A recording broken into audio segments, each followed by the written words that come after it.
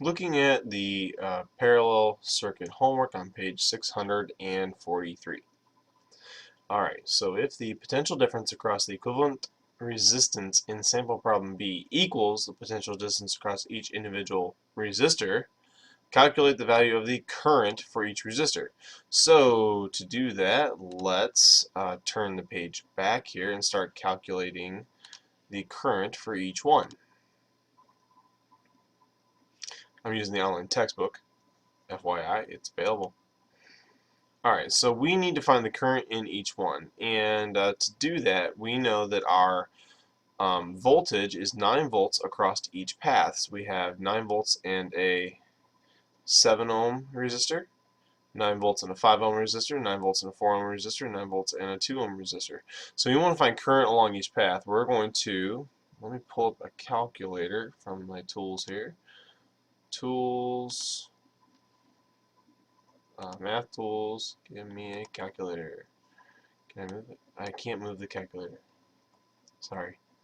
So what we're going to do is we are going to calculate here like 9 volts over, and we'll do each one. So 7 ohms, 9 volts over 7, and that's going to be 9. Let's see, what is 9 divided by 7? 9 divided by 7. Enter. So I'm getting 1.28 there, and then I'll do 9 over 5, 9 fifths. Well, that's 1.8. 9 over 4, that's going to be I'm drawing like 2.25, and 9 over 2, 4.5. So those are going to be our answers there for the individual currents. 4.5, 2.25, 1.8, and 1.29. Okay, that's going to be the individual currents as to answer problem number 1.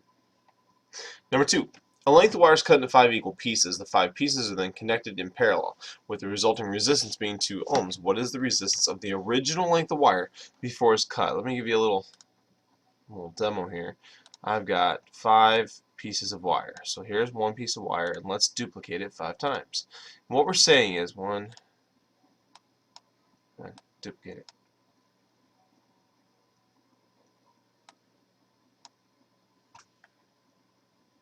Alright, we got our 5 pieces of wire now. What we're saying is we have this piece of wire that we cut into 5 equal lengths. And the equivalent resistance, when we took those 5 pieces of wire and kind of hooked them up together in parallel, imagine I'm taking them and kind of hooking them as parallel wires there. Together in parallel, they have an equivalent resistance of 2 ohms. And we want to know the resistance of the original length of wire before it's cut up. So that wouldn't be the 5 that way, that'd be the 5 in series. Well, first we got to figure this part out.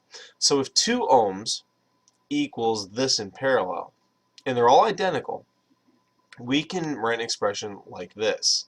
1 over the equivalent resistance, which is 2 ohms, is equal to, and wouldn't it be 1 over R plus 1 over R plus 1 over R plus 1 over R plus 1 over R, 5 of those?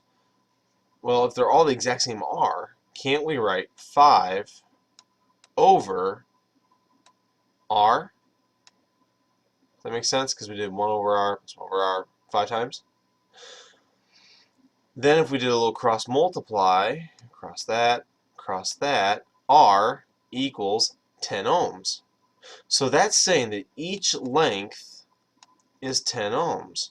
And if we take those 10 lengths, or I'm not, sorry, not 10, 5 lengths, and we connect them, each one being 10 ohms, if we connect them in series, now to answer the question completely, connected in series, 5 10 ohm lengths would have a resistance of, 10, 20, 30, 40, 50. So our answer would be 50 for number 2. Let's clear out my stuff there. Number 3. We've got a 4, an 8, and a 12 ohm resistor in parallel with a 24 volt battery. Let's find the equivalent resistance, and then let's find the current. Give me a moment to get a drawing up on the screen. Alright, that'll do. See if your drawing matches that. And we've got, in parallel, a 4, an 8, and a 12. We want to know equivalent resistance. So number 1, 1 over 4 plus 1 over 8 plus 1 over 12. This is one of those times when you got nice convenient fractions. I'd go into 24ths, and I'd say this would then be 2 24ths. This would be here 3 24ths. This would be 6 24ths, and I add that up. When I kind of say this plus that, I'm thinking it says 11 24ths. So I have 11 24ths equals 1 over r. So I'm not done. I got to cross multiply or take the reciprocal, whichever you are more familiar with, more comfortable with. And when I put in my calculator, 11, put in my calculator here. Come on now, work with me. 11 divided by 24. Whoops. 11 divided by 24 equals, I got 0.4583. But that's not the reciprocal. In reality, I have to go 1 divided by that. So let me do that. 1 divided by the 0.453, 24 divided by the 11 equals 2.18. 2.18 is your equivalent resistance. Once you got that, 2.18 for equivalent resistance for part A. Part B was the current in each resistor. Well, we've got a voltage of 24 volts present. And since the resistance, if you'll recall, I have all this other junk written here. Let's kind of get rid of the other junk. Get rid of that stuff. Okay. I indeed equals V over R. That's what we're looking to do, just like it's on the page in front of you. So 24 over 4, we would have 6 volts. 24 over 8, we'd have 3 volts. And 24 over 12, we'd have 2 current. Oh my gosh, I just wrote the wrong unit, guys. What am I thinking? Amps. Amps. See, the benefit of having messy handwriting is you can morph your letters. 6 amps, 3 amps, 2 amps. 24 over 4, 24 over 8, 24 over 12. So that's number 3. In number 4, looks like we've got a very similar setup. An 18 ohm, a 9 ohm, and a 6 ohm. So let's kind of clear out these letters here and just write new letters. I just erased it. I just erased my resistor. Oh, that's terrible. Undo, undo, undo. That's absolutely terrible. We can't be erasing our resistors. What's the world coming to? Just imagine that that's a whole resistor and I didn't just wreck my entire circuit. Okay, so we have an 18, a 9, and a 6 connected to an oh, thank you for telling me I'm going to time out, Greybook Wizard. You are the best. I don't care. Go back to the web. Okay. A current of 4 amps is in the 9 ohm resistor. Well, we don't know the voltage. Oh, that's terrible. We'll come back to that. Let's look at equivalent resistance first.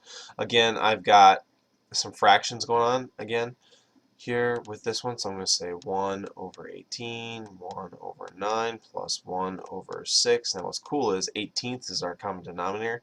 So this would be 2 18ths, and this would be 3 18ths. So 2, 3, and 1 makes 6 18ths. 6 18ths is another way of writing 1/3. 1/3 equals 1 over R.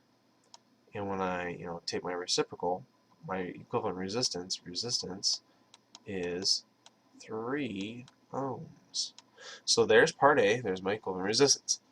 Now we need to find the potential difference across the source? Well, we don't have any voltage listed anywhere in the problem, but we know that this 9 ohm guy right here, 9 ohms and 4 amps. So let's see, if V equals IR, 9 times 4 is 36. Therefore, 36 volts here, 36 volts there, 36 volts here, and 36 volts across the battery. 36 volts. So the potential difference across the source. Calculate the current in the other ones. Well, 36 volts and 6. I equals V over R, so 36 divided by 6 for resistance. That gives me 6 amps down here. And up here, 36 divided by 18, 2 amps. The one with the most resistance has the least current.